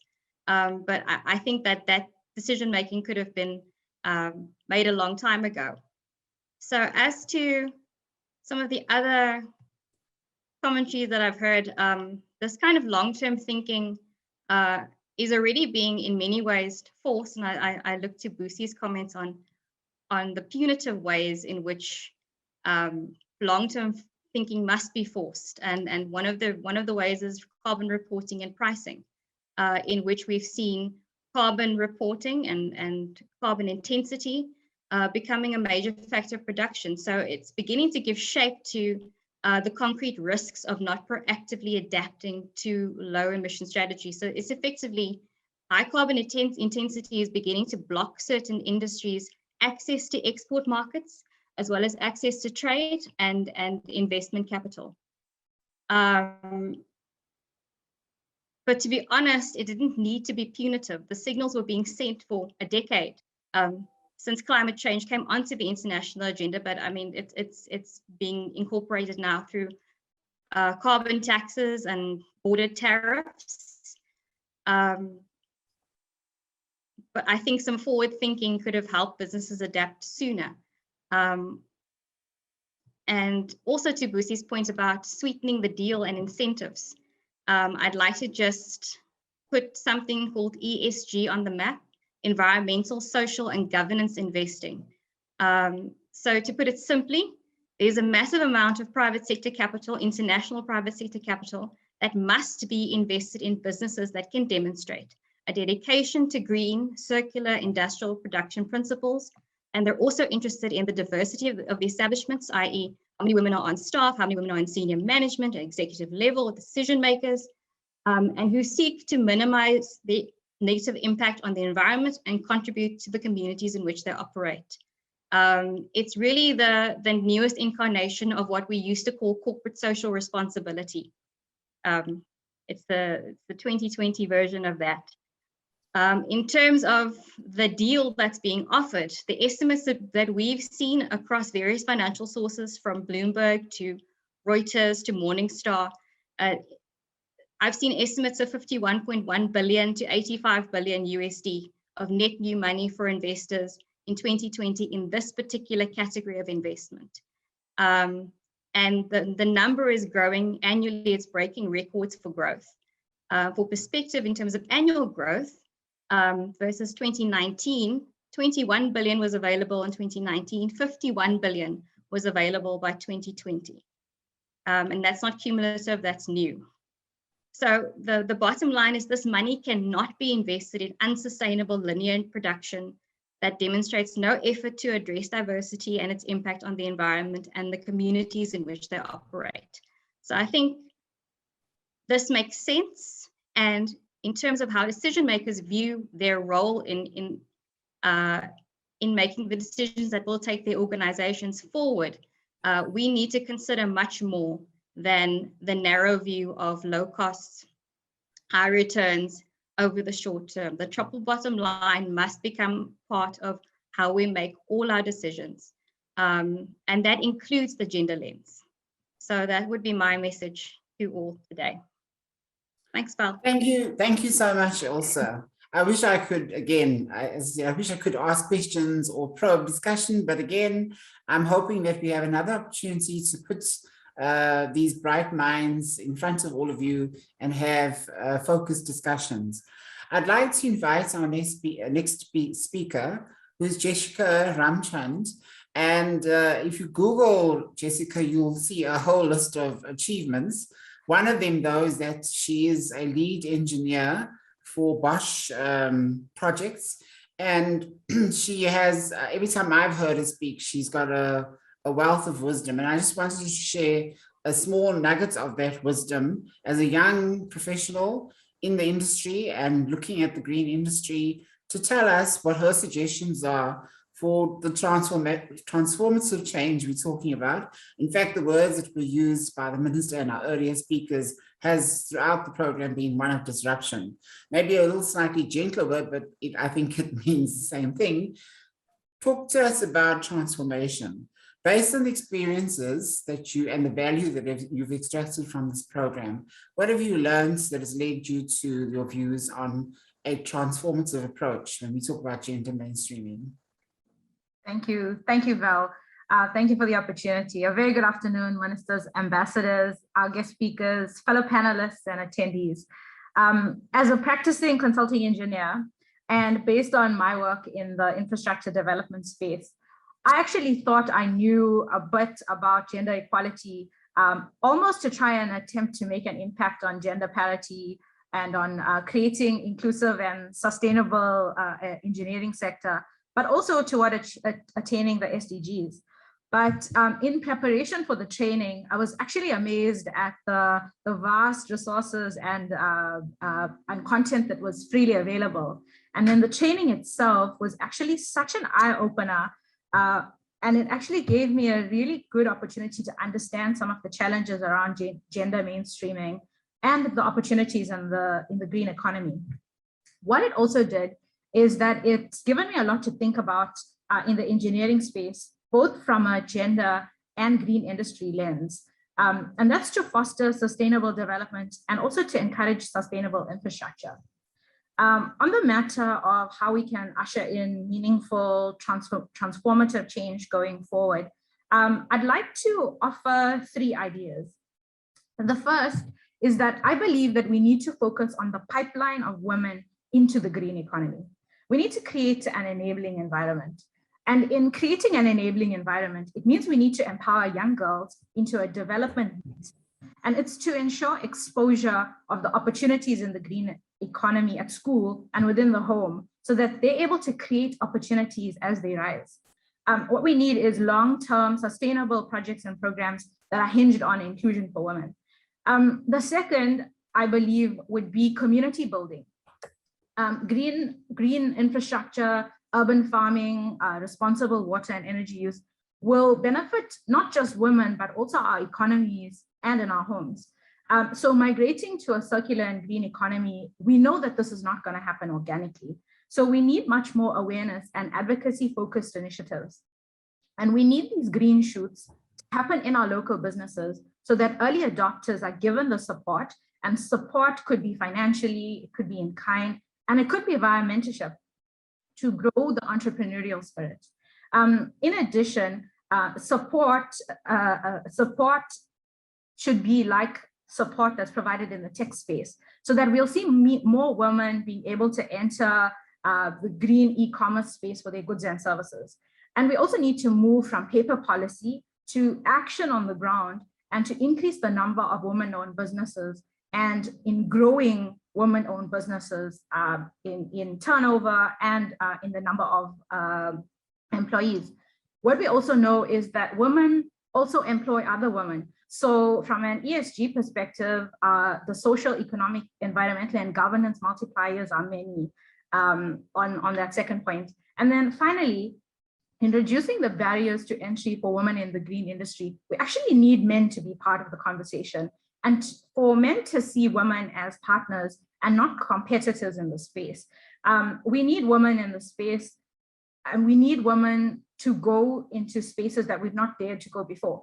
And in a just energy transition that we keep talking about, we need our women developing our own technology. In the green hydrogen space, we've seen the solar space moving past us. We need locally produced batteries, supercapacitors. We need women installers. We need women solar installers. And that's not going to happen by itself. So we need to be those people who incubate and support these women-owned businesses to be able to contribute to the changes that we want to see. I'll also reiterate the previous speakers in that it would really help for us to target the increase in the number of women we want to see in the industry, and also to be able to de-risk the greenwashing that we sometimes see in initiatives and in projects. So to close, I'd like to say I am Generation Equality. And I'm also proud that I am the generation that's bringing in this new dawn for women in the green economy. My goal is that when we ask, where is the woman's role in the green economy, we need to answer right at the top and in every space in between. And as an active woman engineer in the private sector, I actually applaud this initiative, and I'm really extremely grateful to be at this table and to be able to shape the agenda for women empowerment in the green economy. I'm really excited for the next steps, so you can count me in. Thank you so much for the opportunity. Thank you so much to you. And I'm always inspired by young people. And this is not in any way to offend older people like me. I think we all have a role to play in society, but I think we have a particular role to play for our younger generation coming up, to have a lot more optimism about the future. And I think hearing young voices like yours speaking about the world going forward in an optimistic and an can-do fashion is extremely important for us. So I think in closing, just want to sum up a few points. And thank you to all our speakers, but I will do the thank yous shortly. I just, it still disappoints me, and I guess we lament this all the time, so I'm done with lamenting.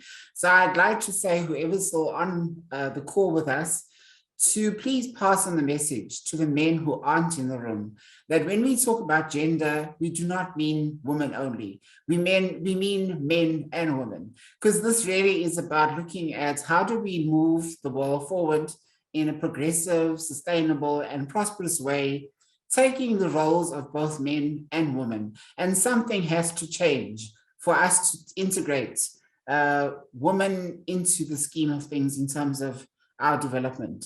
So to the men who are in the room, thank you for coming. I congratulate you and applaud you. And I want to say that in our reports, one of the things that the women we interviewed and researched said to us was that they looked forward to the green industry because they thought it would be a more caring industry. And they were also optimistic about working with the men in the green industry, because their belief was men who worked in the green industry were more nurturing, more caring about the environment, about people, and making money in a meaningful way. So the challenges are there. Are you that man? For those men who are here and those who are outside of the room, I'm asking the question, are you the man who's bold enough, big enough to open your arms and embrace the fact that we are equal, and that there's no need for you to have a separate discussion in a separate club room, making decisions without women? And there's lots of terminology that you will find in the research reports. One of them is to do with gender perspectives. It's to challenge to everyone, men and women alike, that when you're talking about any project, any development, any strategy, are you thinking about women? Are you putting them in the room with you from the get-go? And I'm not just talking about women professionals. I'm not just talking about women who live in the suburbs, We are talking about women who operate in the informal economies, who operate in the rural spaces. How are you from the get-go planning around your initiatives with women at the table, with women sharing what your technologies or your projects are going to mean for them, and how can they be meaningfully engaged throughout the process? And then just back to this word destructive, or disruptive, sorry. I'm sorry, now that I realized because I was writing the word that it's not destructive we're talking about, because I think when people talk about disrupting the economy, it's easy to think that we're going to burn down everything. I think in this context, we really mean we need to shake things up. And if we look at how long ago we signed all the gender agreements and the progress we've made, and I'm not just talking about South Africa, but globally, we really do need to shake things up if we want to show meaningful progress. If we want to reach the Sustainable Development Goal targets by 2030, we've got to move a lot faster, with a lot more robust energy into it as well. So these are the messages I'd just like to leave with you as I close, that in summing up what I've heard, the time for change is now. It's even yesterday. And I think even when we look at the challenges that we're facing as a country, and we hear the slogan of Build Back Better, if we do need to rebuild shopping malls, if we do need to rebuild small businesses, how do we think of it in an inclusive way, in an intersectional way, so that we don't just go back and build the same old? Can we think about building new buildings in renewable ways? Can we think about new opportunities for people who've been left out of the landscape? And with all of that, I'd like to now come to our vote of thanks. And I've got many people to thank, and I hope I don't leave anyone out in the process of thanking all of you. But so I'm going to really thank you in groups, I think. But first of all, to our program director for starting off this program and taking us through the whole journey of today. Thank you very much to DDG Ranji Reddy. And then I'd like to thank our Minister of Women in Presidency, our Deputy Minister for Trade and Department of Trade, Industry and Competition, to the Acting Ambassador of the German Embassy, of course, to the Federal Government of Germany for sponsoring this project, to our sister organization, the UN Women, to our focal points, the Department of Trade, Industry and Competition, as well as the Department of Women, Youth and Persons with Disabilities, to our National Steering Committee for coming to all the meetings, for all the input that has helped us to finalize this report, and sharing all your wisdom and giving us access to your various networks. To the women who participated, the men and women who participated in this research. I must say that we had some people who had knowledge of the broader landscape of South Africa in their various sectors, people with lots of knowledge or lots of collaborative networks who fed into this research report. But I think there's always further work to be done to make sure everyone's voices are heard.